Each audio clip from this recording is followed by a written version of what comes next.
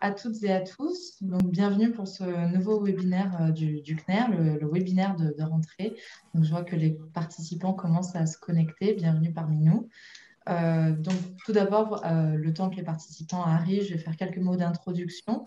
Donc, nous sommes ravis de vous retrouver pour ce webinaire. Notre échange aujourd'hui sera dédié à un sujet entre développement économique et développement durable, l'émergence de l'hydrogène sur les territoires. Ce webinaire a été co-organisé avec EDF et l'Agence économique régionale de Bourgogne-Franche-Comté, l'AERBFC, pour vous apporter un regard croisé entre un acteur de référence sur le secteur et une agence de développement économique qui a développé cette filière depuis maintenant plus de 20 ans et qui est pionnière dans le secteur. Donc, un grand merci à nos intervenants, donc Nathalie Loche et Lucien Cabrera, d'avoir accepté de présenter aujourd'hui les enjeux de l'hydrogène pour les territoires.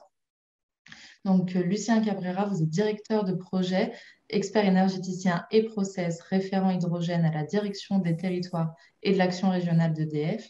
Et Nathalie, vous êtes chef de projet hydrogène et mobilité à l'AERBFC. Donc, pour vous apporter quelques mots d'introduction, donc l'hydrogène est largement présenté comme la filière et l'énergie de l'avenir. L'hydrogène a de nombreux atouts pour séduire les territoires qui souhaiteraient accélérer leur décarbonation avec la diversité des usages dans les domaines des transports, de l'industrie ou encore du chauffage urbain, par exemple. Il peut également servir à stocker l'électricité qui provient de sources d'énergie renouvelables.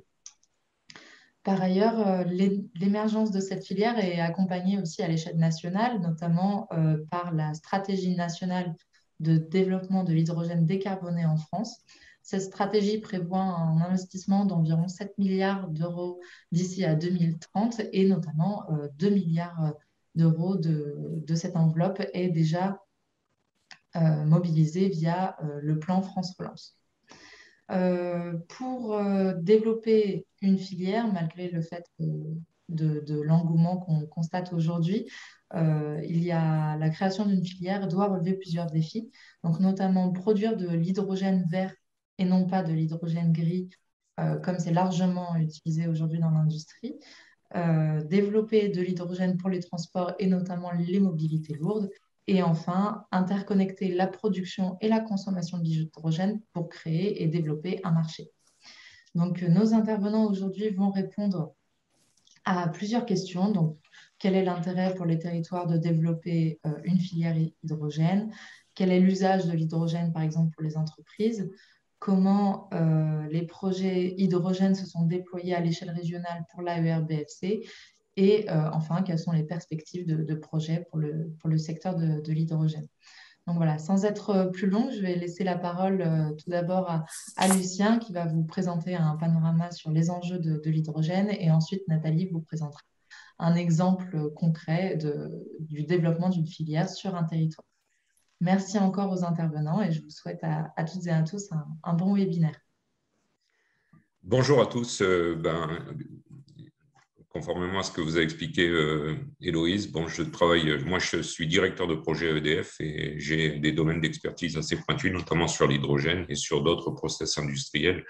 Je veux dire, je m'occupe de l'hydrogène parce que je suis un passionné de ce vecteur énergétique. Et je vous ai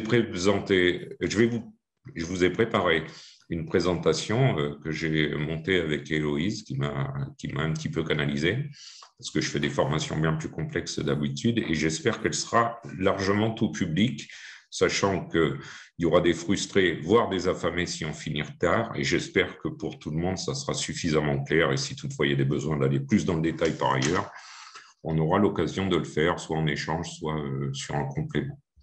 Donc, je vais vous partager mon écran déjà dans un premier temps. Dites-moi si vous voyez bien la présentation. Héloïse, je compte sur vous. Oui, ça marche. Bon. Très bien. Donc, ça sera une présentation qui sera en gros un éclairage complet sur l'hydrogène, les notions, les usages et l'avenir, et un petit peu de contexte et d'historique pour commencer. Alors, qu'est-ce que l'hydrogène? C'est souvent la question, et nous est posée. C'est une molécule qui est assez simple. C'est la première sur le tableau périodique de Mendeleïev. Elle a l'avantage d'être universelle. On la trouve sur toute la planète, mais on risque de la trouver dans tout l'univers. Et c'est pour ça qu'aujourd'hui, on s'attache beaucoup à trouver de l'eau, puisque c'est en gros la séparation en H2O de l'hydrogène et de l'oxygène par électrolyse qui permet de la produire, notamment si on parle de production électrolytique. Après, ça peut être du craquage, on verra ça un petit peu plus loin. C'est ce qui est fait actuellement avec des molécules de CH4 si c'est du gaz, et on verra avec du pétrole. Donc, c'est une molécule qui existe partout et c'est sa richesse.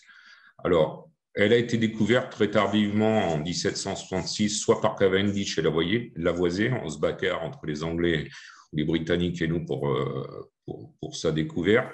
Et hydrogène, ça veut tout simplement dire hydro et gène qui engendre de l'eau, et ce qui est d'ailleurs sa nature quand on l'utilise en combustion.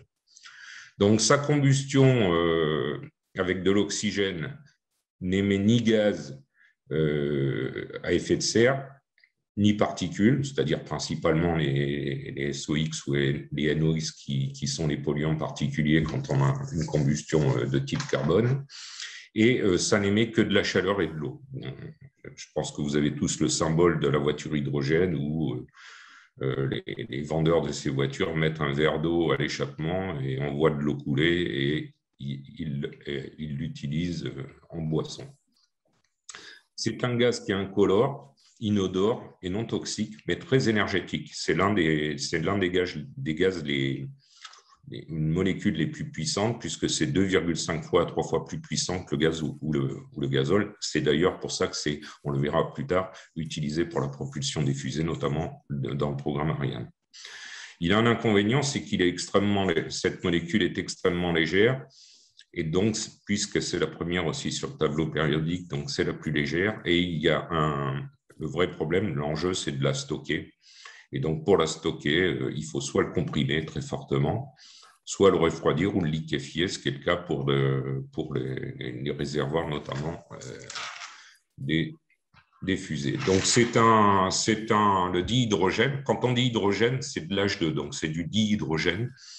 Et on en trouve partout sur toute la planète, puisque c'est à base d'eau ou de carbone avec les hydrocarbures. Quels sont les usages autres ou historiques qui existent sur l'hydrogène? On a l'impression que l'hydrogène, c'est un produit de l'année, parce qu'on en parle depuis 2 ans principalement, mais c'est depuis longtemps utilisé, ne serait-ce que pour la propulsion des fusées. Et les passionnés comme moi, ou qu'on l'âge de s'être passionnés pour ça, notamment dans le programme Apollo, c'est ce qui a permis au programme Apollo d'aller sur la Lune. Et si vous avez vu le film Apollo 13, Houston, on a un problème. En réalité, ce n'est pas l'oxygène ou c'est pas l'hydrogène de propulsion ou le réservoir qui a subi un défaut, mais c'était le réservoir d'oxygène, puisque le mélange d'oxygène et d'hydrogène crée une réaction. Et en l'occurrence, c'était celui de la pile à combustible. Et quand vous avez vu ce film, en réalité, ils perdent la pile à combustible, puisque sur le vaisseau spatial, il n'y avait pas de panneaux photovoltaïques. Donc, le seul moyen de faire l'électricité à bord, c'était d'utiliser une pile à combustible. Ce qui nous ramène à 1969. Donc, la pile à combustible, en réalité, elle existe depuis les années 50-60 à l'usage. Donc, c'était des usages dédiés pour l'espace, donc extrêmement chers, exclusivement à ça. Et l'avantage, c'est que la fusée avait l'hydrogène, l'oxygène pour la propulsion et une pile à combustible pour l'électricité. Bien évidemment, quand la pile à combustible fonctionnait, ça donnait de la chaleur pour l'habitacle et de l'eau pour boire, et de l'électricité, ce qui était l'idéal pour un site extrêmement isolé comme une capsule spatiale qui va vers la Lune. Donc aujourd'hui, elle est toujours utilisée dans la propulsion des fusées comme Ariane. Et c'est pour ça que quand vous voyez un immense panache qui sort de la fusée Ariane quand elle s'en va dans l'espace, ou d'autres fusées américaines notamment, c'est de la vapeur d'eau que vous voyez, et ces fusées ne polluent pas l'atmosphère en montant dans l'espace si on utilise de l'hydrogène et de l'oxygène en propulsion. Donc c'est une énergie, puisqu'elle est à base d'hydrogène et d'oxygène, qui n'émet aucun gaz à effet de serre et qui exclusivement dégage de la vapeur d'eau. C'est pour ça qu'aujourd'hui, on s'y intéresse, parce que c'est une alternative extrêmement pertinente pour supprimer les énergies fossiles. Certes, elle est dans des bilans économiques qui ne sont pas favorables, mais aujourd'hui, entre les taxations et la non-acceptation de la continuité d'une pollution au niveau atmosphérique sur les gaz à effet de serre à minima, on comprend qu'elle devient un sujet d'actualité. Et on va dire que le pari qui est fait sur l'hydrogène, c'est un peu le pari qui a été fait sur les panneaux photovoltaïques il y a 20 ans. Il y a 20 ans, quand vous vouliez amortir des panneaux photovoltaïques sur votre toiture, vous vendiez l'énergie au réseau d'EDF qui vous l'achetait à 500 € le mégawattheure, c'est-à-dire à peu près 10 fois le prix de l'énergie vendue sur le réseau. Donc, il y avait un effort d'achat. Et aujourd'hui, ces mêmes panneaux photovoltaïques, après 20 ou 25 ans de production, ils s'amortissent sur le prix de l'électricité du réseau, à peu près 70-80 € le mégawattheure. Donc, on est passé de 500 il y a 25 ans à 70 aujourd'hui, parce que les productions sont devenues génériques et l'offre et la demande se sont ont permis de fortes réductions de ces coûts. Donc aujourd'hui, on considère que si on investit sur l'hydrogène au même titre qu'on l'a fait sur des énergies propres comme les panneaux photovoltaïques, on risque d'avoir cet effet de baisse de coûts et c'est un pari qui est fait jusqu'à 2050. Mais pour lancer la filière, au même titre qu'on l'a lancé avec des conditions d'achat d'électricité qui à l'époque étaient 10 fois supérieures à celui du prix du réseau, il y aura des aides à l'investissement sur l'hydrogène. Alors, je vous ai mis quelques photos des usages. En haut à droite, vous voyez le ballon Édimbourg. Ça s'est fait pour faire un pied de nez pour dire que c'était déjà utilisé dans la mobilité aérienne dans les années 30. Alors certes, ça a explosé depuis. Pour la mobilité aérienne, on préfère utiliser de l'hélium, mais c'était déjà, c'était pour dire que ce n'était pas tout à fait un produit de l'année, qu'on l'utilise en 69 dans le programme Apollo et bien avant. On l'utilise dans la mobilité sur les premiers dirigeables. On l'utilise aussi en spatial, évidemment, et toujours dans la mobilité. Il y a eu des moteurs à combustion. Vous avez un moteur à combustion hydrogène en dessous, qui est un moteur de chez BMW, qui a équipé des voitures de test. Mais ce moteur ne sera pas, ou n'est pas le choix qui va être fait sur la mobilité, puisqu'aujourd'hui, on va utiliser principalement des piles à combustible qui vont fabriquer de l'électricité, piles que vous avez entre le ballon et le moteur, pour alimenter des moteurs électriques. Et ça, c'est un choix qui est fait parce que les moteurs à combustion hydrogène, comme ils contiennent des lubrifiants et que c'est des moteurs à friction, ces frictions dégagent au niveau des polluants qui ne sont pas acceptables. Et c'est pour ça qu'on préfère utiliser des piles à combustible avec des moteurs électriques qui, entre nous soit dit, permettent aussi de l'hybridification. Et on le verra aussi plus tard sur ce type de véhicules qui utilisent aussi bien des batteries que de la pile à combustible. La situation de l'hydrogène en France, je vous l'ai mis un petit peu avec la carte de France que vous avez, où il y a 3 grands sites de production qui sont maintenus par les cadors du domaine, c'est-à-dire Air Liquide, principalement Ligne 2 et Air Product. Je vous ai mis ces 4 gros sites de production qui sont des productions industrielles faites avec du pétrole dans ce qu'on appelle du vaporéformage ou de la co-combustion, c'est-à-dire qu'en gros, on utilise du gaz, du charbon ou des produits pétroliers pour craquer des molécules de CH4 notamment et en extraire l'H2, le dihydrogène, pour l'utilisation. Alors, je vous ai mis ces sites avec une colorisation parce que ça vous donne un contexte économique, c'est-à-dire que ces grands sites de production, ils savent faire des quantités phénoménales d'hydrogène parce qu'ils sont aussi sur des sites de capacité de livraison, notamment sur le Gravenchon et sur la Vera, qui sont 2 sites pétrochimiques, et de l'industrie chimique, je suis désolé, l'industrie chimique qu'il y a sur Lyon, et en Sud-Alsace aussi, excusez-moi, j'étais en train de couper mon téléphone, qui sont les 2 centres de production parce qu'il y a des usages industriels. Aujourd'hui, c'est exclusivement l'hydrogène pour des usages industriels et anecdotiquement pour d'autres usages qui sont plutôt liés à la bijouterie ou de la faible chimie. Ces 4 sites sont importants et la colorisation, parce qu'elle elle détermine, en fonction de la distance de ces sites-là, un coût de livraison. On va dire tout ce qui est très clair, c'est vous êtes à peu près entre 2 et 3 € le kilo d'hydrogène, et plus vous éloignez, les coûts de transport percutent le prix de l'hydrogène qui est exclusivement transporté. Donc aujourd'hui, on va dire que dans les premières études qu'on avait faites sur l'hydrogène, en fonction de la position de ces sites, on mesurait le gap qu'il y avait à produire de l'hydrogène électrolytique pour pouvoir alimenter. Donc, on sent que la région ouest, c'est celle qui est plus intéressée par cet hydrogène alternatif parce qu'elle est dans des conditions économiques favorables à de l'implantation de la production locale par rapport au transport de cet hydrogène qui viendrait à distance. Donc, ça, c'était simplement pour vous expliquer qu'au départ du lancement de l'hydrogène, on avait une vision en disant, bon, ben, quand on est à côté du site de la Vera ou le site de Saint-Fond ou le site de Grand-Ronchamp, l'hydrogène électrolytique hors contexte où il est aujourd'hui, il va s'imposer par rapport à une alternative de gaz à effet de serre. Il y avait des conditions économiques difficiles pour aller se battre sur de la vente d'hydrogène alternative. Plus simplement, c'est plus simple du côté du sud-ouest. Donc aujourd'hui, on va dire 95% de l'hydrogène est fabriqué à base d'énergie fossile, que ce soit du charbon, du pétrole ou du gaz. Et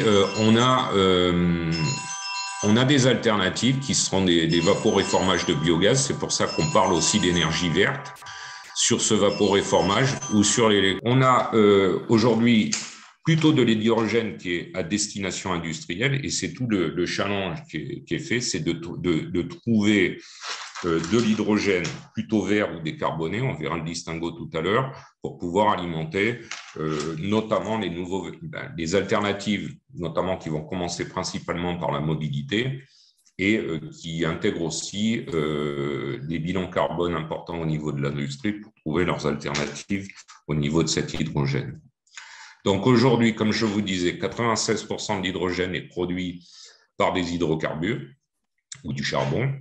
Et il y a 41% qui est fait en vaporéformage, c'est-à-dire du craquage de molécules de méthane, 14% de gazéification, suite à la gazéification de carbone, et 40% de pétrole.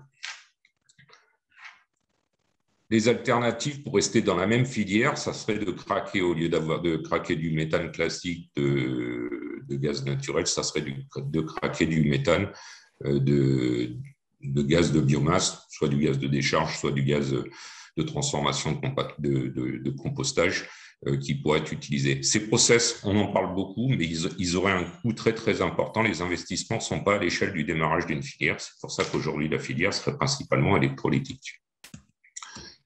Alors, la filière électrolytique, c'est, si possible, d'utiliser des énergies bas carbone, avec une singularité française, puisque 96% de la production en France est décarbonée, à cause ou grâce du nucléaire, suivant la lecture que chacun peut en faire, et les énergies renouvelables, puisqu'il y a de l'hydraulique au moins jusqu'à plus de 15% en France. Donc, ça veut dire qu'aujourd'hui, tout système électrolytique raccordé sur le réseau, qui est ou pas une source d'approvisionnement identifiée, permet de faire de l'hydrogène décarboné. C'est pour ça qu'en France, on a choisi plutôt le vocable d'hydrogène décarboné. Les Allemands ont choisi le vocable d'hydrogène vert. On n'est pas tout à fait d'accord sur ces deux vocables. Si on est 100% alimenté par des énergies renouvelables, on peut parler d'hydrogène vert. En règle générale, étant donné que les sources d'approvisionnement d'énergie renouvelable photovoltaïque ou éolien sont des sources de production aléatoire et de faible production en termes d'heures de production, un électrolyseur industriel qui veut s'amortir, il faut qu'il fonctionne de 6 à 8 000 heures par an. Une année, c'est 8 624 heures. Et le photovoltaïque, c'est en moyenne 1 000 heures par an. Et l'éolien, c'est un peu plus de 2 000 heures dans les zones les plus favorables au vent. Ce qui veut dire qu'aujourd'hui, si vous voulez alimenter un électrolyseur uniquement en autoconsommation ou en autoproduction de panneaux photovoltaïques, il faudra qu'il soit au moins 6 à 8 fois plus gros que si vous le raccordez directement sur le réseau. Je m'explique, si vous avez 6 ou 8 000 heures de disponibles sur le réseau pour alimenter un électrolyseur qui va produire 30 kg à l'heure, et que vous le raccordez sur de l'éolien ou du photovoltaïque qui va produire entre 1000 et 1500 heures, pour la même quantité ou pour la même production attendue, il faudra que les installations soient 6 fois ou 8 fois plus grosses, ce qui n'est pas raisonnable compte tenu du prix des installations aujourd'hui. C'est pour ça qu'aujourd'hui, on aura plutôt des installations qui seront sur le principe de garantie d'origine, c'est-à-dire qu'on pourra acheter de l'énergie qui sera identifiée, certifiée venant d'énergie verte ou renouvelable, à condition qu'on achète la même quantité de kilowattheures que celle qu'on aura consommée. C'est le principe un petit peu de ce qu'on appelle l'autoconsommation, qui n'en est pas d'ailleurs. L'autoconsommation, c'est qu'on serait complètement séparé du réseau et on consommerait exclusivement les kilowattheures produits. Donc aujourd'hui, en France, on pourrait installer directement des électrolyseurs liés à des productions aléatoires ou de faible production en termes d'heures. On peut faire beaucoup de quantités de kilowattheures, mais sur 1000 ou 2000 heures. Il faudrait obligatoirement les associer avec du stockage d'énergie électrique pour pouvoir se garantir un approvisionnement au moins sur 6000 heures. Donc aujourd'hui, le fait qu'on est sur un réseau français qui soit décarboné et qu'on puisse acheter ce qu'on appelle de l'électricité verte avec des certificats d'approvisionnement fait que vous pouvez faire soit de l'énergie verte, soit de l'énergie décarbonée. Et de toute façon, elle sera toujours plus vertueuse que l'énergie produite par le pétrole, le gaz ou le charbon. Pour la petite histoire, on fait 10 kg de CO2 pour 1 kg d'hydrogène suivant les filières classiques d'énergie fossile. On est entre 0 et 4 kg de CO2 suivant l'approvisionnement en raccordement réseau, si c'est 100% ENR ou si c'est le mixte énergétique. La France a décidé, pour notamment rentrer dans ce principe de limitation de gaz à effet de serre, d'être un acteur majeur de cette transition pour décarboner principalement l'industrie et la mobilité. Alors l'objectif, c'est de dire que comme c'est une technologie, enfin ce n'est pas des technologies nouvelles, mais les applications qu'on est en rupture un petit peu d'usage ou de technologie d'usage, c'est que si on prend le lead sur ces productions en France, dans le cadre de ces innovations, on pourra être, on va dire, des porteurs de ces projets sur d'autres pays, qu'ils soient européens ou mondiaux. Et l'idée, c'est qu'il y a de la création de l'emploi et de la création de technologies nouvelles. Donc aujourd'hui, le postulat du plan stratégique et du plan de relance, et dans ce plan de relance, la partie hydrogène, c'est d'aller produire de l'hydrogène sur les sites industriels, d'une part pour limiter les livraisons qui sont aujourd'hui plus compétitifs en termes d'économie de transport, ce que je vous expliquais tout à l'heure sur la carte, puisqu'une grande partie du prix de l'hydrogène aujourd'hui, c'est son transport, qui n'est pas décarboné, qui plus est, et d'attaquer un petit peu les sites industriels. Alors, il y a un levier très simple en France pour les motiver, c'est la taxation des tonnes CO2. Et donc, s'ils basculent d'énergie classique traditionnelle, fuel, gaz, charbon, à l'hydrogène comme nouveau vecteur énergétique, ils payeront moins de taxes. Alors, là, le bilan d'un industriel est vraiment un bilan comptable sur le gain qu'il aura entre acheter de l'hydrogène vert ou de le produire et de continuer à consommer des énergies fossiles. Et c'est en gros la différence qu'il y aura en bas à droite qui va le motiver. En revanche, sur la mobilité, on est plus sur un marché de décisions politiques et lié à un environnement souvent urbain. Et donc, l'intérêt de l'alternative de l'hydrogène, c'est sur la qualité de l'air, bien évidemment, sur le bruit éventuellement.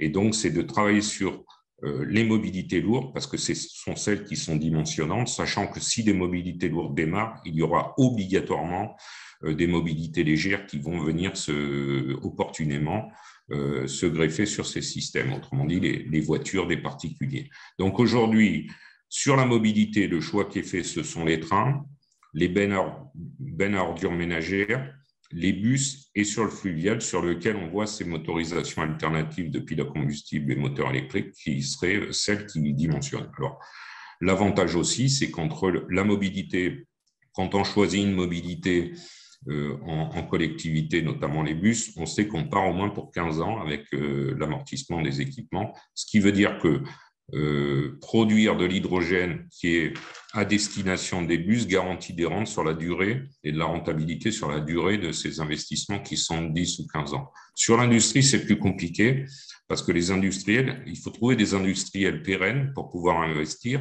Il y a souvent des grands groupes et il faut travailler avec souvent des corporates qui sont internationaux pour basculer sur ces solutions d'hydrogène. Donc, ce n'est pas le même sport d'aller travailler sur l'industrie avec des industriels qui ne sont pas pérennes parce qu'ils peuvent être délocalisés.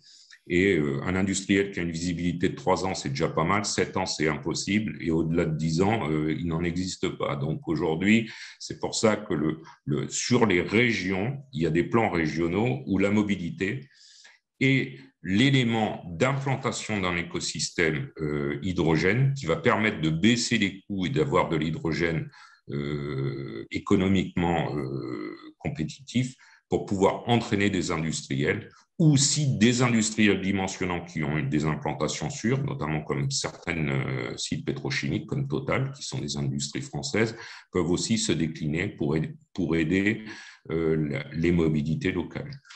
Donc, les mobilités qui sont le dimensionnement aujourd'hui de la naissance de cet écosystème, ce sont les bus principalement, les bennes à ordures ménagères parce qu'on sont toujours sur le même périmètre de métropole ou urbain, les trains parce qu'on parle de TER.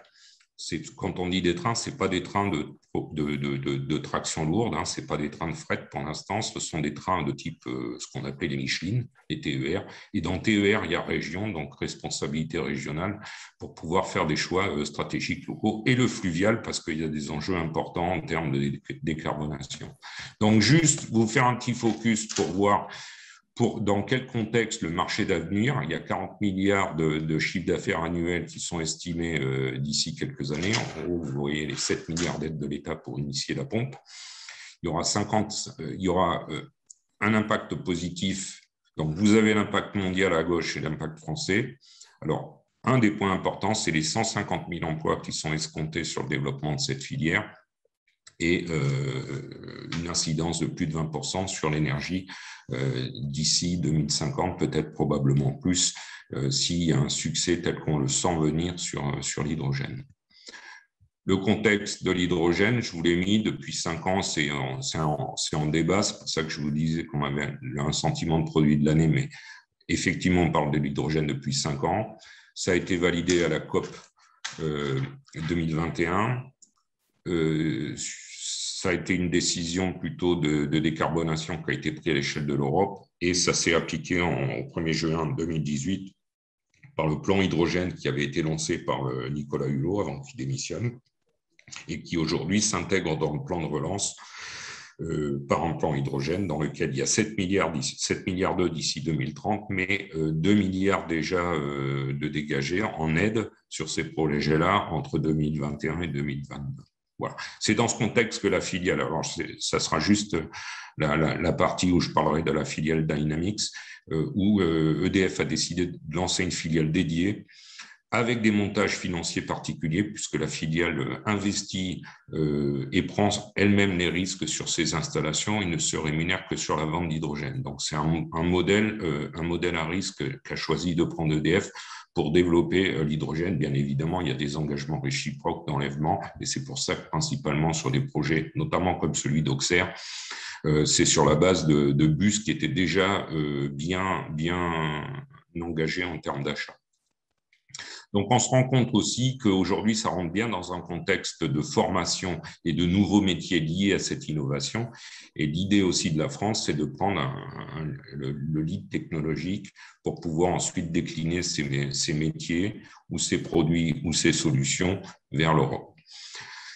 Donc, je vous ai mis en bas là le positionnement et vous retrouvez ce que je vous disais en termes de CO2 évité, puisque l'hydrogène électrolytique, on va dire décarboné pour ne pas faire le distinguo entre le vert, c'est d'être raccordé à minima sur le réseau ou d'avoir des relations contractuelles sur des achats d'énergie verte, passer par un électrolyseur, produire cet hydrogène et le stocker et le distribuer. Alors, soit directement en industrie, parce qu'on n'a pas de station-service, là c'est du classique, c'est à travers des stockages et des bouteilles, soit avec des stations de distribution classiques. Alors, aujourd'hui, ça se fait classiquement par le réformage de gaz ou d'hydrogène fatal, mais simplement, il est lié à du transport, donc il y a une logistique qui pourrait exister si on développe de la distribution de bouteilles d'hydrogène décarbonées, mais si possible, avec des véhicules qui seront eux-mêmes à l'hydrogène.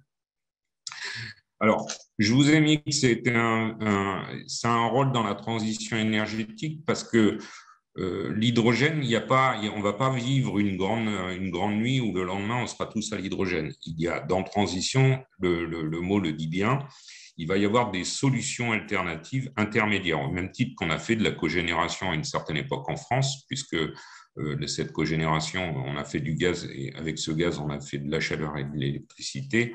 On sent que l'hydrogène va servir à des vecteurs et aujourd'hui, on parle de méthanol, on parle d'ammoniac, on parle de combustibles alternatifs qui vont pouvoir alimenter. Le méthanol, ça va être un peu comme l'éthanol, c'est-à-dire qu'on va pouvoir le mélanger parce qu'il y a un certain nombre de véhicules, notamment fluviaux pour les plus gros, qui sont pas encore amortis ou qui ont encore une durée de vie qui permettra sans changer de technologie complètement, de pouvoir utiliser. Alors l'avantage de l'hydrogène, c'est qu'il peut être utilisé pour le transport.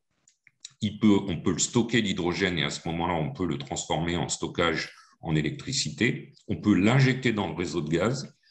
Et on sent bien qu'il est en participation sur tous les vecteurs énergétiques ou sur tous les usages énergétiques. Donc, c'est pour ça qu'il y a une grande croyance sur l'hydrogène, c'est que quelle que soit la solution énergétique que vous avez, l'hydrogène peut s'intégrer dedans, soit sur un e-fuel, sur un fuel spécifique, ou soit à la fin sur de l'hydrogène qui passe au travers d'une pile à combustible pour fabriquer de l'énergie électrique.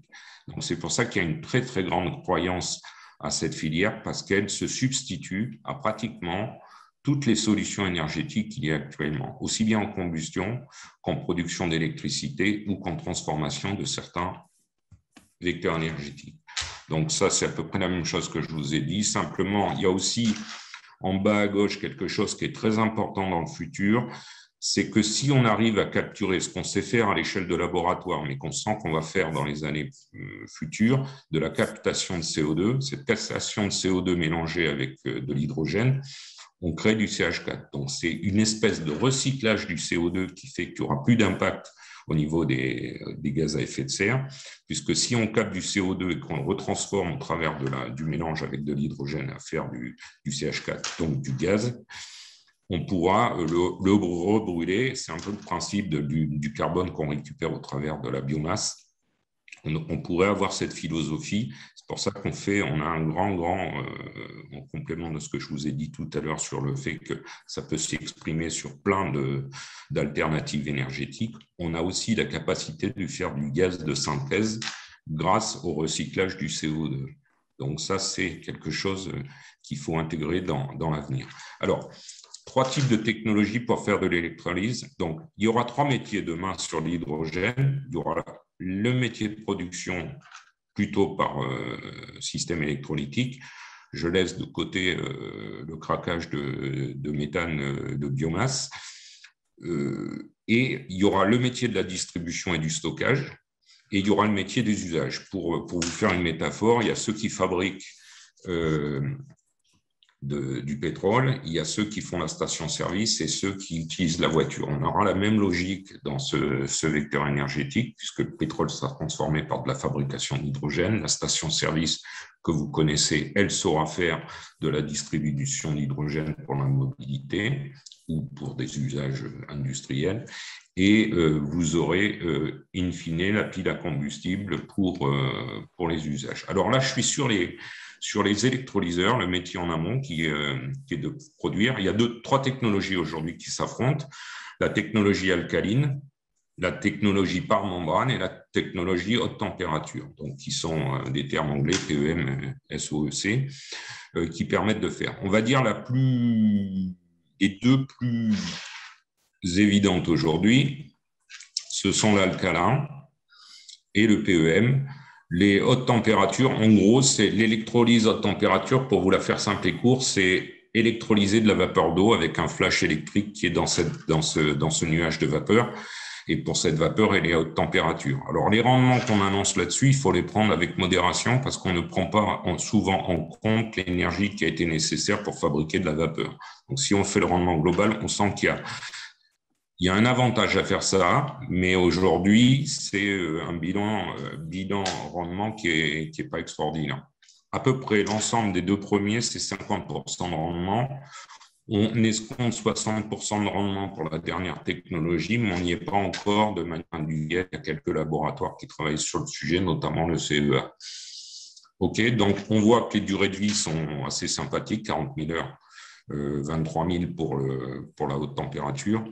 Mais ce sont ces trois technologies qui seront les technologies d'avenir pour la fabrication d'électrolyse, avec pour l'instant les deux premiers qui sont plus, elles sont plus en pilote industriel, elles sont en usage.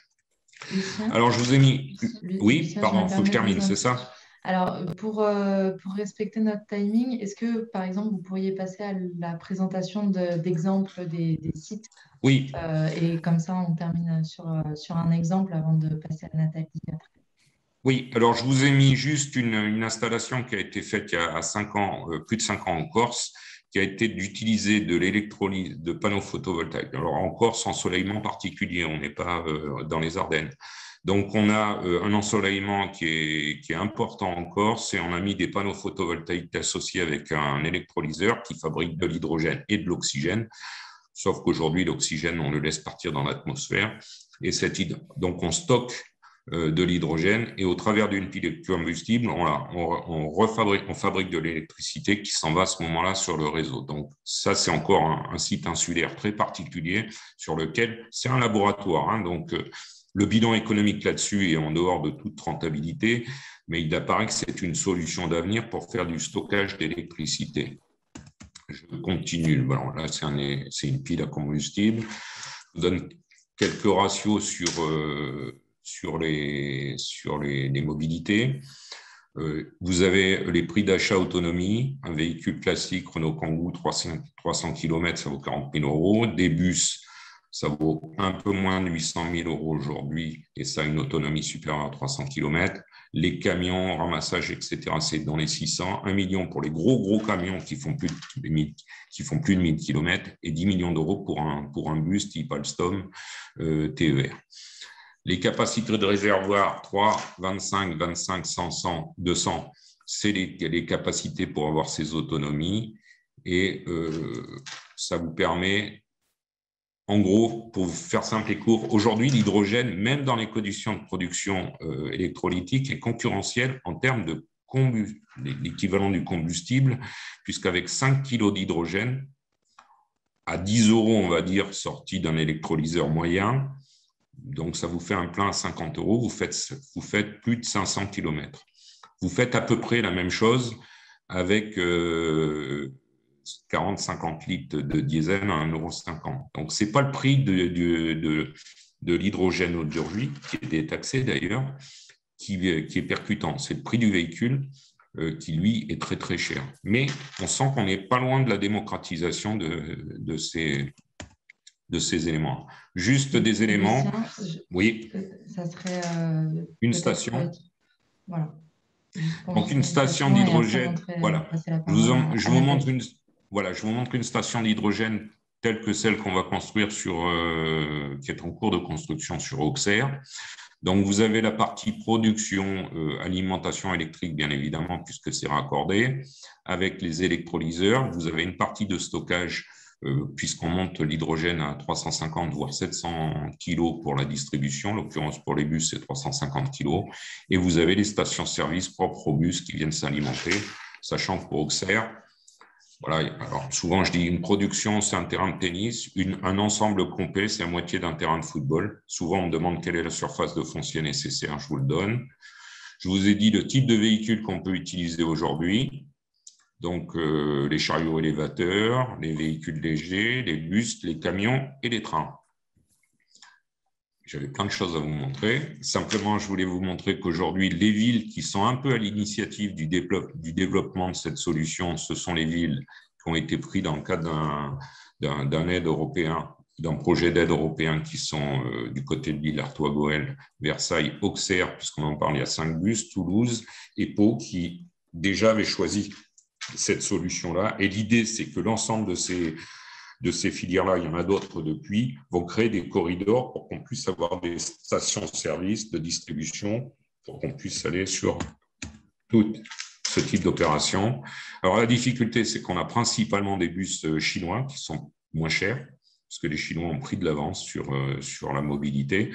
Et là, je vous ai mis des bus qu'on peut retrouver dans les appels d'offres français, puisqu'ils sont européens. Il y a des bus français, belges et polonais. Ils sont un petit peu plus chers que les Chinois, mais si on veut privilégier ça, voilà le type de camion qu'on peut utiliser. Alors, le camion, c'est important parce qu'on parle de rétrofit, c'est-à-dire qu'on sait changer les motorisations des camions existants pour mettre des piles à combustible, ce qui est une alternative française qui se met au point. Et c'est-à-dire on va pouvoir le faire sans changer les conditions de certification des mines de ces camions-là. Donc, il y a déjà 2 entreprises en France qui savent faire ça, notamment pour éviter que des camions qui ne soient pas suffisamment amortis puissent passer à ces alternatives. Voilà. Merci Lucien pour cette présentation. Je finis. Pour les participants, je vous laisserai retrouver tous les exemples sur la mobilité, l'industrie, etc. C'est vrai qu'il y avait plusieurs slides que Lucien aurait aimé vous montrer, mais je pense qu'on va pouvoir passer à l'exemple territorial pour respecter un peu notre délai. Encore merci pour toute cette présentation sur les enjeux, les exemples. Voilà, là, il y a la slide de l'hydrogène dans l'industrie. Donc, vous pourrez retrouver tous ces éléments dans la présentation. N'hésitez pas à m'envoyer un email. Je vous ai laissé mon adresse mail dans le chat. Peut-être que Lucien, vous pouvez arrêter votre partage d'écran. Comme ça, Nathalie partage son écran. Merci. Et maintenant, on va pouvoir aborder l'exemple du développement d'une filière. Voilà, parfait. Donc, Nathalie, je vous laisse la parole. Je reste à votre disposition pour d'autres détails. Voilà. On a eu une question dans le chat. Je ne l'ai pas vue. Donc, je vous la poserai à la fin de la présentation. Merci encore, Lucien. De rien. Est-ce que tout le monde voit mon partage d'écran? Est-ce qu'il est au bon format? C'est tout bon. C'est tout bon. Alors, il n'est peut-être pas assez large, je ne sais pas. Il n'est pas en plein écran. Mais oui, ouais, c'est ça. Et je cherche le plein écran. Est-ce que c'est ça? Ça doit être sur votre autre écran. Peut-être que vous pourriez repasser sur parce que sur l'autre écran, il est en plein écran, mais pas sur celui-ci. Donc, je ne comprends pas. Peut-être là. Non. Ah, si, ça avait l'air de... Non, toujours pas. Mais peut-être que vous pouvez juste partager votre présentation sur le PowerPoint et pas forcément lancer le diaporama. Là, on le voyait en grand. Ça ne va pas. Autre option du diaporama, masquer, écran. Écran, non. Si vous cliquez sur fin du diaporama en haut, on pourra retomber sur... voilà, comme ça. Sur la page de présentation. Voilà. Bon, ça ne joue pas. C'est un peu plus grand. Je vais cliquer, ouais. On va faire... c'est un peu plus grand. Je suis désolée, là, j'ai moins l'habitude de Zoom que de Teams, par exemple. Voilà. Donc, alors, je me présente rapidement. Ça a été fait tout à l'heure. Donc, je m'appelle Nathalie Locke. Je suis chef de projet hydrogène en région Bourgogne-Franche-Comté. Je travaille à l'Agence économique régionale. Je travaille sur l'hydrogène depuis près de 12 ans. Je suis de formation ingénieure et en fait, à l'époque, je travaillais beaucoup sur le secteur automobile, les nouvelles mobilités. On a commencé de parler d'hydrogène, je vais y venir, et ça a été élargi à la filière hydrogène en général. Je suis également déléguée régionale de Bourgogne-Franche-Comté pour France Hydrogène. Alors, Je vais rapidement passer sur ces premiers slides, parce que là encore, beaucoup de choses à dire. Mais la stratégie hydrogène française, qui a été signalée officiellement le 8 septembre 2020, a 3 axes majeurs: décarboner l'industrie, développer les mobilités professionnelles, les véhicules utilitaires légers ou lourds, les poids lourds, les trains, les avions, les bateaux. Et il y a les fameux appels à projets lancés par l'ADEME, l'Agence de l'environnement de l'État, depuis octobre 2020, le dernier relevé sur ces appels à projets hydrogène étant le 7 septembre dernier, ou le 14. Le troisième axe, c'est de développer la recherche, développement et innovation, puisque évidemment l'hydrogène n'en est qu'à finalement ses débuts, bien que ça existe. Le principe a été découvert il y a plus de 150 ans, les premières piles il y a plus de 100 ans. Donc il y a aujourd'hui une volonté mondiale d'aller vers cette filière, on va y revenir, et malgré tout, on en est quelque part qu'au balbutiement et on voit une floraison de solutions, d'améliorations technologiques, des technologies mises en balance les unes avec les autres. Donc, il faut poursuivre la recherche et le développement. 7 milliards Lucien l'a dit, d'ici 2030 sur la stratégie de l'État, avec la moitié pratiquement sur les 3 années. Il y en a déjà une de passée, une et demie même, 2020-2023, avec une volonté d'avoir une capacité d'électrolyse de 6500 mégawatts d'ici 2030. L'enjeu étant, au-delà des emplois, et aussi de la décarbonation de l'industrie de l'air, etc., de la mobilité, de devenir aussi, si ce n'est totalement, en partie autonome au niveau de l'énergie dans le cadre du mix énergétique au plan national. En 2021, février, a été créé le Conseil national de l'hydrogène, le CNH, qui en fait regroupe Total Energy, Air Liquide, EDF, Dynamics, Engie, donc tous les énergéticiens ou fournisseurs d'énergie majeurs dans le pays, et donc qui s'impliquent désormais sur cette filière. Total ayant d'ailleurs au passage changé de nom puisqu'il s'appelle désormais Total Énergie avec un S. Donc, en Bourgogne-Franche-Comté, comment ça s'est passé? Donc, vous avez ici le petit plan, les 3 thèmes que je vais voir avec vous. En fait, depuis maintenant 22 ans, puisque ça a commencé fin 98, nous avons implanté en région la plateforme pile à combustible de Belfort. Pile à combustible qui est presque un nom réducteur puisqu'il travaille sur d'autres sujets également. La plateforme pile à combustible avait été voulue à l'époque par Jean-Pierre Chevènement, qui était ministre de l'Enseignement supérieur et de la Recherche et qui travaillait beaucoup avec le CNRS. Donc, cette plateforme est adossée à une fédération de recherche qui s'appelle le Fuel Cell Lab, donc qui est adossée au CNRS et qui regroupe plus de 200 chercheurs, essentiellement en Bourgogne-Franche-Comté, mais également dans le Grand Est ou d'autres laboratoires, d'autres équipes de recherche sur cette thématique.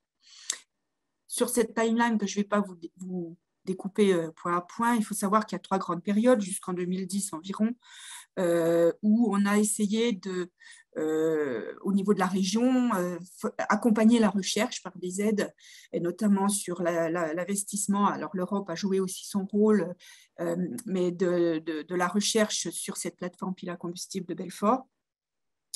Il y a eu des investissements dans des bancs vibroclimatiques, des moyens de tests et d'essais sur des piles, des développements de technologies. Et à partir de 2012-2013, la volonté a été de dire maintenant on va montrer pas seulement dans les laboratoires que ça marche, mais aussi à l'extérieur. Et on a eu un certain nombre de projets de démonstration. Là, vous avez 3 exemples, plusieurs avec la Poste. Donc, le projet MobiPost, qui est un petit véhicule à stockage hydrure, à pile à combustible, donc, mais stockage hydrure et non compressé, avec une pression relativement basse, qui servait à délivrer le courrier de la Poste, et les fameux Kangoo Z2 H2 qui sont équipés de range extender à l'époque développés par Symbio du côté de Grenoble, mais qui ont été testés à Luxeuil et à Dole en Franche-Comté. Ces 2 expériences ont été concluantes, mais à l'époque, Renault a considéré, d'ailleurs c'est en train de changer fortement, que l'hydrogène n'était pas une solution d'avenir pour leur propulsion de véhicules et se basait uniquement sur la batterie. On a aussi le petit F-City, alors qui n'est pas très esthétique, mais qui a été le premier véhicule développé et construit entièrement par une entreprise en région qui n'existe plus, qui s'appelait FAM Automobile, avec le concours de Michelin suisse, vous disiez, et qui a été le premier véhicule immatriculé en France à rouler, et qui a été d'ailleurs utilisé par la communauté d'agglo du Pays de Montbéliard, PMA, Pays de Montbéliard Agglomération aujourd'hui. La stratégie de la région Bourgogne-Franche-Comté, elle est simple, finalement, elle est de dire aujourd'hui, on a fait de la démonstration, il faut que ça passe dans l'économie. Donc dès 2019, fin 2019, une feuille de route a été signée à la quasi-unanimité, il y a eu 2 abstentions, par les élus de la région. C'était juste après la fusion d'ailleurs des 2 régions, Bourgogne et Franche-Comté, et l'ensemble des projets, les projets ont été déployés sur l'ensemble du territoire. Alors vous avez une carte ici qui d'ailleurs n'est plus exhaustive puisque ça foisonne aujourd'hui et ça sort un petit peu partout, mais effectivement, Lucien en a parlé tout à l'heure, Auxerre est la première collectivité à avoir voulu des bus, à l'époque c'était exclusivement des bus hydrogène, pour sa mobilité urbaine. Donc, elle avait postulé un appel à projet du FCAJU, donc l'entreprise commune au niveau de l'Europe qui s'occupe des sujets hydrogène, et 5 bus ont été cofinancés par l'Europe pour Auxerre. Il y avait eu 3 autres villes, entre autres Pau, et je ne sais plus qui était la 3e. Il y a donc ces 3 bus ont été l'objet d'un appel d'offres et aujourd'hui, les 5 bus Safra vont être livrés prochainement. Il y en a déjà 2, je crois. Et l'écosystème hydrogène auxerrois sera inauguré avec la station à Unamix qui va permettre l'alimentation de ces bus le 13 octobre prochain de manière officielle par la collectivité. C'est aller plus loin sur Auxerre d'ailleurs, puisque il y a également l'achat de 3 TER par la région. Donc, ce sont des TER Alstom bimode, où la partie, tous les TER en France sont bimode, c'est-à-dire ils sont aujourd'hui, pour la plupart, diesel et électrique avec pantographe pour capter l'électricité du réseau. Mais malheureusement, en France, ou heureusement d'ailleurs, par rapport à l'Allemagne qui ne l'est pas du tout, seule la moitié du réseau secondaire est électrifiée au niveau de la SNCF. Donc, il y a besoin de diesel. Donc, la partie diesel sera remplacée sur ces TER par un système pile à combustible. D'ailleurs qui sera fabriqué en France puisque Alstom vient de racheter la filiale Elion, ex-Areva, et donc qui s'appelle aujourd'hui Alstom Hydrogène. Et donc on aura 3 TER qui vont partir de Auxerre vers La Roche-Migène et probablement vers Avallon plus tard pour transporter des voyageurs. Il y a donc cette volonté d'accompagner les collectivités. Je vais revenir sur un autre exemple, Dijon, dans le slide d'après, mais aussi d'accompagner les entreprises. 2e axe de la feuille de route, passage à l'économie, avec un grand E. On a un certain nombre d'entreprises dans la région qui sont fortement impliquées ou qui se sont créées pour capter des parts de marché dans la filière hydrogène mondiale. Alors, je prends des exemples, je ne vais pas tous vous les citer, mais Forestia, donc qui, dans sa activité Clean Mobility, a décidé que le core center de recherche serait pour l'hydrogène et le stockage haute pression des gaz critiques, serait à Bavent, qui est à côté de Montbéliard.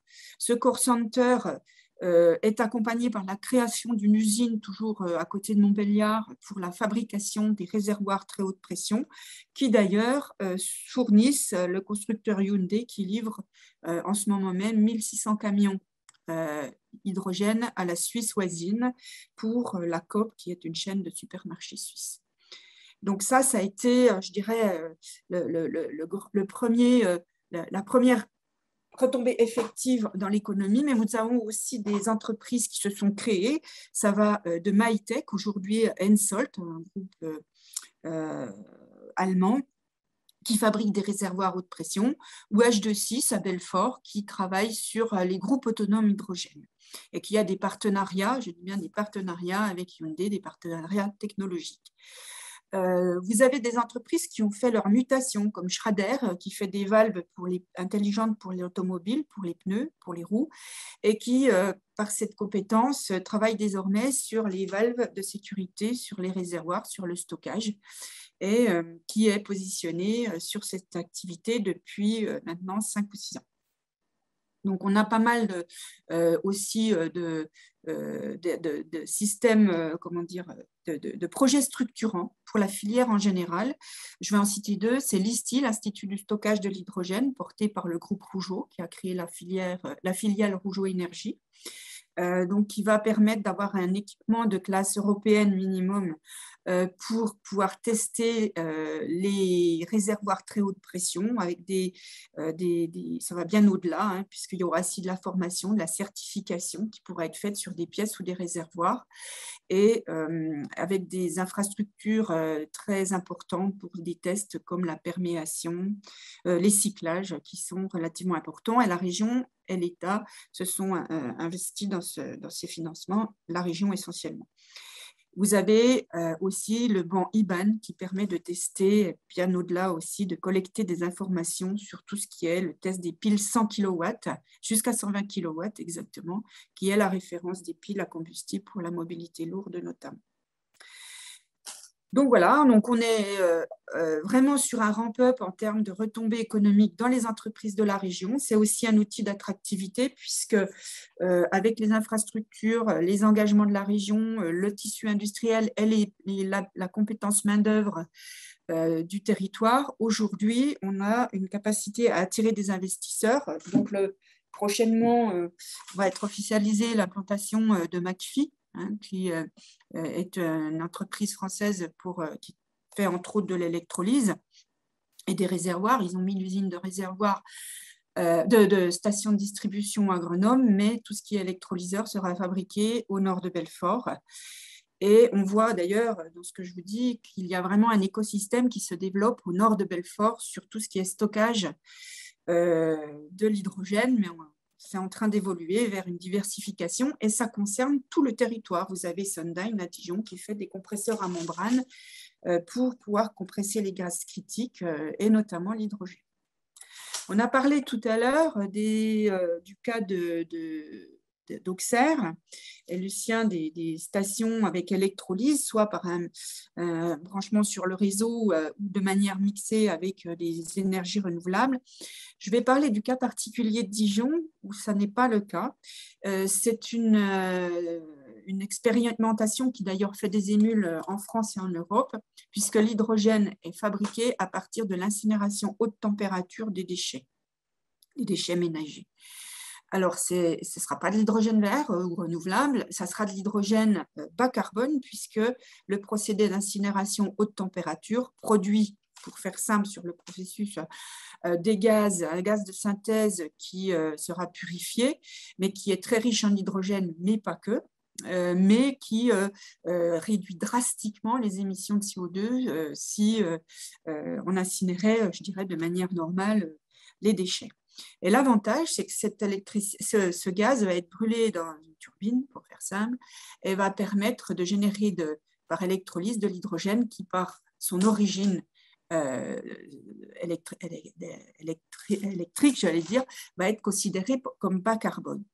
Et donc, cet hydrogène va servir à alimenter, dans un ramp-up relativement rapide, l'ensemble des bus et des bennes à ordures, avec une première phase de 27 bus et de 8 bennes à ordures. Il y a une station qui est en construction dans le nord de Dijon. Il y aura également une deuxième station au sud de Dijon. Donc, c'est porté par la société Rougeot, Dijon Métropole et Storengy, qui ont créé une société de projet pour à la fois produire et distribuer cet hydrogène qui, à terme, pourra, s'il y en a en quantité suffisante, être aussi accessible à toute forme de mobilité publique ou privée. Donc, cet exemple me permet de dire que dans la feuille de route hydrogène qui a été signée par la région en 2019, seul l'hydrogène renouvelable ou bas carbone issu notamment de l'incinération des déchets ou à partir de biomasse dans certains cas d'application peuvent être retenus au niveau des aides régionales. Voilà, il y a vraiment cette volonté d'aller vers une transition écologique et énergétique, thème également largement mentionné dans la feuille de route, et qui ne retient que ce type d'hydrogène. Bon, je rappelle rapidement, au niveau maintenant européen, il y a une norme de langage qui dit que l'hydrogène bleu, hydrogène vert, tout ça, ça n'existe pas. Il y a l'hydrogène carboné, décarboné, dont issu des renouvelables, qu'on entend encore quelquefois appeler hydrogène vert, et le bas carbone. Le nucléaire étant, au niveau européen, reconnu comme une source bas carbone. Il existe des procédés notamment de thermolyse. On a un projet qui est en cours de construction sur le territoire, des projets avec de la biomasse, mais avec un système de recaptage des gaz et de retraitement qui fait que ces procédés sont, eux, par contre, considérés par l'ADEME comme renouvelables. Un exemple aussi, alors j'ai parlé donc Nathalie, oui. Je vois qu'il est déjà ah oui, c'est vrai, midi, donc j'ai quasiment passé. terminé. Peut-être que vous pouvez présenter, par exemple, très rapidement les missions de l'agence voilà, et ensuite les perspectives. Voilà. Vous regarderez, vous avez des projets comme Gossin qui va travailler dans la mobilité lourde, des projets de camions de manutention, des formations sur le territoire. Là, la vision numérique de la plateforme de Belfort. J'en profite pour vous donner, vous aurez les supports, la liste des vidéos, brochures et autres blogs pour savoir ce qui se passe sur notre territoire. Et le 29 et 30 septembre prochain, le Forum Hydrogène Business for Climate, première édition en présentiel, organisée sous l'égide de la région à Belfort, et qui est un événement international avec beaucoup de participants. Alors, comment on a développé cette filière? Ça va être rapide finalement. C'est que, comme je vous l'ai dit, il y a eu les 3 phases, hein, recherche, démonstration et puis après feuille de route, avec notamment la volonté d'aller vers un déploiement sur les territoires et dans l'industrie. Et il y a une sorte de groupe de travail collectif qui réunit aussi bien l'ADEME en région, l'État, la région, l'AER, l'agence économique, le pôle véhicule du futur aussi, qui travaille sur l'hydrogène et pas que sur la mobilité, qui travaillons ensemble. Et en particulier à l'AER, donc nos axes, je ne vais pas les détailler, vous lirez, mais c'est de travailler déjà pour informer, faire de la veille et de la communication pour les acteurs du territoire, aussi bien les collectivités, les élus, les entreprises. Organiser des événements comme le Forum Hydrogène Business for Climate pour assurer notre visibilité. Et puis, continuer de structurer cette filière avec des visites d'entreprises, d'accompagnement et de suivi des projets, des tours de table financiers, enfin, tout le travail classique d'une agence. La prospection à l'étranger notamment, mais pas que, pour essayer d'attirer sur le territoire les briques notamment qui manquent en termes de chaîne de valeur, puisqu'on ambitionne d'avoir une chaîne de valeur relativement complète sur tous les aspects de la filière. Et puis, un certain nombre d'animations et de participation à des groupes de travail, le club hydrogène des territoires que j'anime, donc les collectivités, la région, les Comcom, les territoires, les pays, etc. Et puis, le club entreprise qui est dédié non pas seulement aux entreprises de la région, mais à toute entreprise qui s'intéresse au territoire Bourgogne-Franche-Comté. Voilà. Les perspectives, on m'avait demandé un petit mot sur les perspectives. Il y a beaucoup de choses qui changent dans l'hydrogène, comme vous l'avez vu, on l'a vite abordé, mais des technologies qui évoluent, des solutions qui s'améliorent. Au moment où on parle beaucoup de piles à combustible, Toyota, qui a fait la Mirai avec une pile, aujourd'hui s'intéresse à des moteurs avec de l'injection d'hydrogène par ultralyse, on appelle ça. Bon, ça produit quand même des NOx. Mais bon, il va y avoir vraiment des comparatifs de technologies, des évolutions, de l'amélioration des rendements, des innovations auxquelles on ne pense pas. On parle aussi pour la mobilité lourde d'hydrogène liquide, comme Daimler. Donc, on voit que c'est le début de cette filière. Tout reste à inventer et je pense qu'effectivement, c'est une filière d'avenir, tant sur le plan environnemental qu'au niveau de l'emploi et technologique. Voilà, et vous aurez mes coordonnées si par la suite vous voulez me contacter pour avoir plus d'informations sur la démarche en région Bourgogne-Franche-Comté. Merci Nathalie, merci pour cette présentation très concrète de l'application de la création d'une filière hydrogène sur un territoire. Lucien, si vous êtes encore avec nous, je vous propose de revenir un peu sur les questions qui ont été posées dans le chat, que vous avez apporté des réponses, mais je crois que tous les participants n'ont pas pu voir les réponses qui ont été abordées. Ouais. J'ai fait des réponses dédiées à ceux qui me les ont posées parce que c'était Voilà. plus simple de leur répondre directement et puis plus respectueux aussi. Bien sûr. Alors, de manière générale, c'était des questions sur pourquoi le moteur, le moteur électrique était privilégié par rapport au moteur à combustion, quel était le prix des véhicules. Voilà. Je peux répondre là-dessus. Oui, Les moteurs à combustion existent, mais ce sont des moteurs à frottement, comme tous les moteurs à combustion. Il y a des pistons qui coulissent dans des cylindres. Donc, il y a un entraînement d'huile à minima. Bon, je vous donne une explication très simple, mais c'est un peu plus complexe.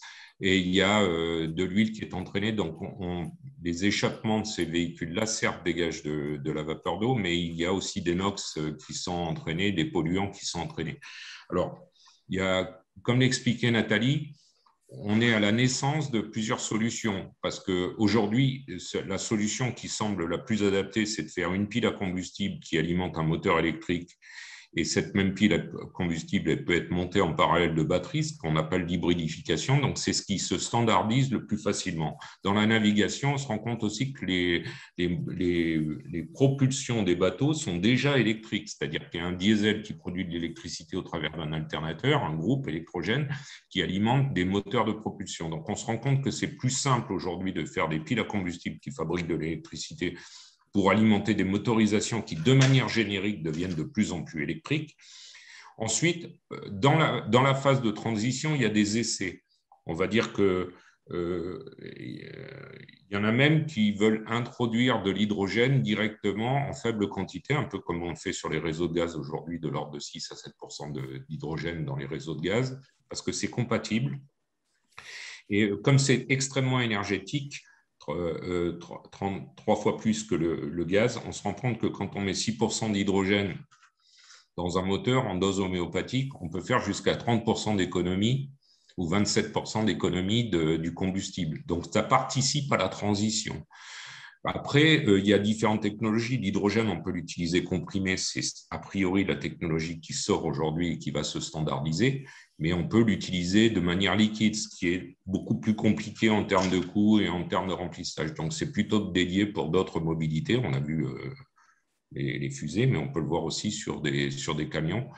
Et aujourd'hui, il y a une course un peu à l'échalote sur celui qui va prendre les brevets et se développer sur ces technologies-là. Mais je pense, moi, intuitivement, qu'on est vraiment plutôt sur la filière classique, pile à combustible et électricité. D'ailleurs, au même titre qu'il y a eu de la Formule 1 aujourd'hui, donc batterie plus moteur électrique, ils sont en train de décliner de la H2 Formule 1 ou de la H2 24 heures du Mans, puisqu'il y en aura une, je crois, l'année prochaine ou dans 2 ans, de voiture qui participera et qui sera sur la base d'une hydrogène pile à combustible. Il y a déjà eu des voitures, mais en 2024, la mission H24, ça sera une compétition qu'avec, il y aura une épreuve avec des voitures hydrogène exclusivement. Et, vous pouvez regarder mission H24, c'est facile. Voilà, il y a plusieurs écuries qui proposeront des véhicules. Je vois une question sur l'hydrogène naturel. Ça, c'est intéressant. Alors, l'hydrogène, ah oui. Qu'en est-il de la possibilité éventuelle d'usage de l'hydrogène? J'ai déjà répondu là-dessus par écrit. Alors, je voulais juste signaler qu'au niveau de l'hydrogène naturel, il y a un premier forage en France qui se passe du côté de Font-Bouillant, autrement dit Nevers. Je rappelle que tout ce qui est dans le sous-sol en France appartient, enfin, les autorisations d'exploitation sont données par l'État. Donc, c'est la première autorisation qu'a donnée l'État. Il se trouve que depuis très longtemps, on sait que de l'hydrogène sort de la planète, hein, du sol. D'ailleurs, il ne sort pas tout seul, il sort avec de l'hélium, bien souvent. Et on ne connaît pas très, très bien l'origine de production de cet hydrogène. On pense à des phénomènes d'hydrolyse ou de thermolyse, parce que ce sont des profondeurs très, très, très, très importantes, sachant que ce n'est pas des poches d'hydrogène. Hein. C'est quelque chose qui se fabrique, on va dire, au fil de l'eau. On le repère par des drones, puisqu'on voit ce qu'on appelle les rondes fées, des petits affaissements, mais millimétriques, mais avec des traitements d'image, on arrive à les voir. Et généralement, on n'en trouve pas partout, c'est sur ce qu'on appelle l'arc du sel, et notamment qui passe en Bourgogne-Franche-Comté et du côté de l'Ain, etc., où il y avait autrefois des mines de sel. Cette exploitation, elle est intéressante a priori. Pour l'instant, c'est en reste expérimental. Parce que c'est souvent associé à de l'hélium. Et l'hélium, c'est ce qui est presque le plus intéressant encore que l'hydrogène, puisque c'est très compliqué à fabriquer et on en a besoin notamment dans certains appareils comme les IRM ou dans des processus industriels. Et l'hydrogène également, puisque aujourd'hui, ça peut être une énergie. Donc, on est en train d'explorer cette piste, mais je pense qu'on va en entendre parler beaucoup plus dans le futur. Voilà. Merci Nathalie. Je vois que Bertrand Vallée a fait une dernière remarque. L'injection d'hydrogène dans les réseaux pose des problèmes de sécurité et d'utilisation pour l'industrie. Donc, je ne sais pas si vous auriez un élément à répondre à cette remarque. Malheureusement, je n'ai pas entendu ça couper. Oui, moi aussi. Pardon. Alors, l'injection d'hydrogène dans les réseaux pose des problèmes de sécurité et d'utilisation pour l'industrie. Alors, il existe deux publications, une de GRDF et une de l'INRIS, donc l'INRIS faisant référence, puisque c'est un institut d'études à vocation nationale et labellisé par l'État, qui a fait apparaître les dangers de l'utilisation dans les réseaux existants de l'hydrogène. C'est pour ça qu'aujourd'hui, il est limité entre 6 et 7%, parce que la molécule d'hydrogène est extrêmement fine et très pénétrante dans les aciers et modifie la structure moléculaire des aciers, donc le rend cassant et explosif. Et comme l'hydrogène est très explosif, il y a des vrais dangers. Donc, autrement dit, aujourd'hui, sur les réseaux, si on dépasse cette dose de 6%, on prend énormément de risques sur les réseaux. On pense qu'à l'avenir, les réseaux pourront passer à 20%, mais il faudra changer tout ce qui est robinetterie et joints spécifiques, peut-être même les natures des tuyaux. Donc aujourd'hui, on en parle, et c'est normal parce que quand on parle de l'après-pétrole et de l'après-gaz, il faut bien que ceux qui traitent le gaz et le pétrole aujourd'hui s'intéressent à ce type d'alternative. Mais aujourd'hui, ce n'est pas possible de le faire au-delà de ces valeurs-là dans les réseaux existants. Et il faudra intégrer, si on le fait, qu'il faudra investir sur la modification des structures et des joints de ces réseaux. Donc, moi, j'ai fait un digest sur cette solution-là. Si ça intéresse, je peux l'envoyer. En revanche, il y a des phénomènes, notamment sur ce que vous voyez, c'est que pour transporter du gaz sur longue distance, qui est une molécule plus lourde, il faut comprimer entre 60 et 90 bars. Pour une molécule plus fine que l'hydrogène, il faut transporter sur des pressions supérieures, c'est-à-dire de l'ordre de 100 à 150 bars. Et les tuyaux ne sont pas non plus prévus par ça. Et un autre phénomène, c'est un peu le phénomène de la cuisinière qui passe du butane au propane. Je fais encore une métaphore simpliste. Le jour où on basculera de l'hydrogène à des quantités d'hydrogène très importantes dans le réseau de gaz, voire une alternative complète, il faudra que dans la même nuit, on change tous nos process de la cuisinière à l'industriel pour qu'on change de molécules complètes. C'est-à-dire que ça va être très compliqué de programmer des modifications de process ou de combustion en fonction du pourcentage évolutif. Déjà, 6%, c'est toléré, sans qu'il y a de risque d'explosion ou autre. Au-delà, jusqu'à 20%, il faut commencer à regarder si tout ce qui est des équipements de protection, de sécurité, de régulation des installations sont compatibles avec ces nouvelles molécules qui ne réagissent pas en termes de performance et de mesures sur les équipements. Et au-delà, il faudra vivre une grande nuit où tout le monde sera coordonné pour faire ces modifications, où il y aura des contraintes de transition qui ne seront pas forcément compatibles avec une perte de service ou d'activité, à minima sur les industriels, mais sur les particuliers. Donc aujourd'hui, oui, c'est une solution qui est envisagée, peut-être sur des réseaux nouveaux, mais qui pose aussi un problème d'enquête publique pour trouver les fonciers, d'avoir les autorisations de passer entre les fonciers privés et les fonciers des collectivités. Mais je vous recommande fortement d'aller chercher ces 2 rapports sur Internet. Vous verrez que ce n'est pas demain la veille. Alors, ce n'est pas demain la veille, mais il y a quand même un projet qui s'appelle la dorsale hydrogène européenne 2050, qui est un projet qui aujourd'hui a une déclinaison en France qui s'appelle AIFEN, où il y a un plan européen. Vous voyez, je vous ai partagé la carte sur un réseau de transport de l'hydrogène dans des canalisations dédiées, soit en construction, soit du rétrofit de canalisation gaz classique, sachant que ce n'est pas forcément pour les cuisinières, hein, c'est aussi pour alimenter l'Europe massivement en hydrogène, à partir, y compris, on le voit bien, de sources étrangères qui peuvent parfois être le Maroc, l'Algérie, voilà, on voit même des petits pointillés. Donc, c'est pour ça que les productions locales sont aussi intéressantes pour assurer quand même une part de production sur le territoire et qu'il faut envisager un mix à partir du nucléaire pour des bassins de production massive avec des productions locales sur du photovoltaïque, enfin du verre, on va dire, ou de la biomasse. Et puis, on verra bien comment, après, les consommations arriveront à suffire. Il faut savoir que ce projet, donc, qui a plusieurs dizaines de milliards d'euros au niveau européen, a déjà commencé en construction, puisqu'il y a des projets, notamment sur par exemple, j'ai cité le projet Mosaïque ici, le projet des 3 régions Moselle, Luxembourg et Allemagne, où il y a déjà des morceaux de tuyaux qui sont en cours d'installation. Il y a aussi du côté de Manosque et du côté de Lac. Concernant le transport mixte, c'est-à-dire le mélange gaz naturel et gaz hydrogène dans les canalisations, effectivement, aujourd'hui, c'est 6 à 8% qui sont tolérés pour une raison d'ailleurs j'allais dire naturel, dans le sens où l'hydrogène, le gaz naturel que l'on exploite n'est pas pur. Il y a déjà un peu d'hydrogène souvent mélangé avec. Donc là, il n'y a pas de problème. C'est ce qu'on a dans le réseau classique de gaz. Qui a 2 expériences qui sont à terme aujourd'hui, on va commencer d'exploiter. C'est Dunkerque pour le projet GRID et puis aussi du côté de Fos-sur-Mer, où effectivement on est monté à 20% pour voir comment se comportait le réseau, mais ce sont des expérimentations qui vont être débriefées.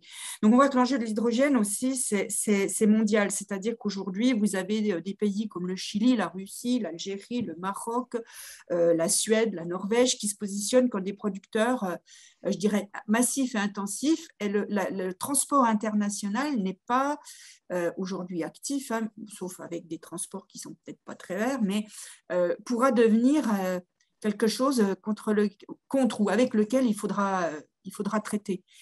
C'est pour ça que la France aujourd'hui développe cette capacité d'électrolyse de 6 gigawatts pour pouvoir assurer en partie et localement son autonomie énergétique. Merci Nathalie pour ces ajouts. Je vais mettre fin au webinaire puisque nous avons largement dépassé notre temps, mais encore merci pour tous ces échanges et toutes ces questions. C'était très enrichissant. Donc voilà, je vous remercie à toutes et à tous d'avoir participé à notre webinaire. Encore un grand merci à Lucien et Nathalie qui nous ont présenté les enjeux et des exemples concrets pour la mise en place et la construction d'une filière hydrogène. Donc merci encore à eux. J'en profite de ce webinaire pour vous annoncer les dates de notre événement annuel, le Forum d'Eveco 21, qui se tiendra du 23 au 25 novembre en digital encore cette année. Et voilà, nous avons essayé de garder un peu le même format de ce webinaire avec des présentations d'enjeux et aussi des présentations de bonnes pratiques territoriales et d'exemples concrets pour les enjeux du développement économique. Donc, toutes les informations sont disponibles sur notre site internet forum-du6deveco.fr et vous pouvez déjà vous inscrire Donc voilà, encore un grand merci Nathalie, Lucien pour vos interventions. J'espère que ce webinaire aura été intéressant pour nos participants et je vous dis à une prochaine fois pour une animation du CNER. Merci Héloïse, merci à tous. Merci à tous. Au revoir. Merci, au revoir.